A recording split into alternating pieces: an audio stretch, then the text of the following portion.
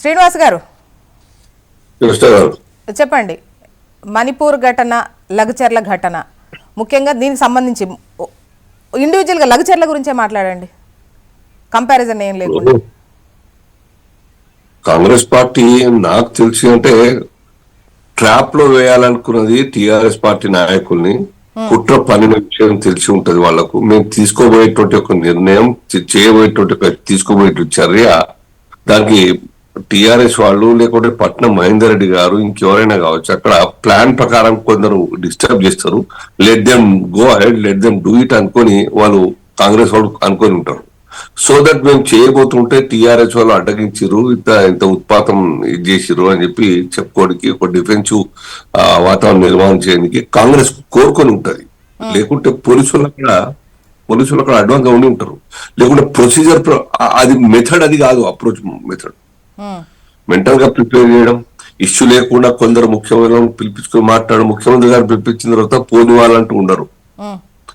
So మా MLA గారు చేయబోతా ఉన్నారు, మరి పిలిచినప్పుడు మనం పోదాం మాట్లాడడం ఒక ఆలోచన వాళ్ళకి ఊరోళ్ళకు ఉంటుంది, కోఆపరేట్ చేయాలంటది.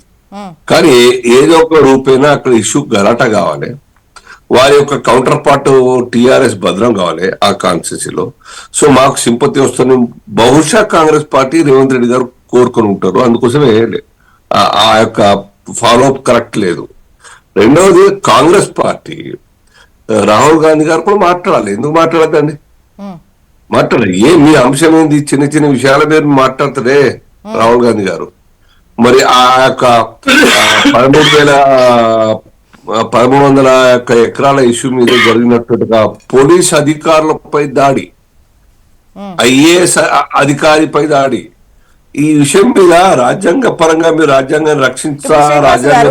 బీజేపీ అధికారం ఉన్నటువంటి రాష్ట్రంలో ఏవైనా గొడవలు జరిగినా, ఏదన్నా అయినా కూడా అమిత్ షా గారో మోదీ గారో మాట్లాడతారా?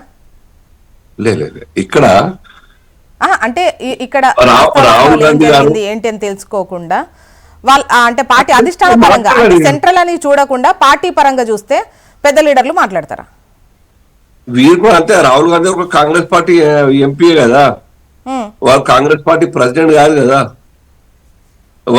వాళ్ళు దేశానికి హోంమంత్రి కాదు కదా. మాట్లాడి తప్పేమో, ఈ ప్రజా సమస్యల మీద మాట్లాడారు. బీజేపీ ఎంపీలు మాట్లాడతారా ఆ విధంగా అని? పోనీ ఎంపీ స్థాయి చూసుకుంటే ఇప్పుడు బీజేపీ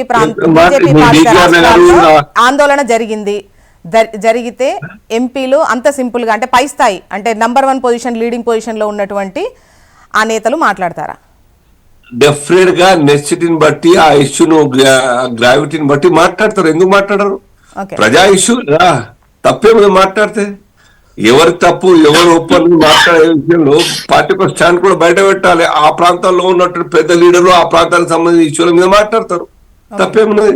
సో ఇక్కడ మేము మాట్లాడాలి, యావత్ తెలంగాణ ఎంపీ అందరూ మాట్లాడుతున్నారు. మనోళ్ళు మీరు మాట్లాడచ్చు, బీజేపీ ప్రతిపక్షంలో ఉన్నప్పుడు మాట్లాడతారు, అధికార పక్షంలో ఉన్నప్పుడు మాట్లాడే అవకాశాలు ఉంటాయా అనేది.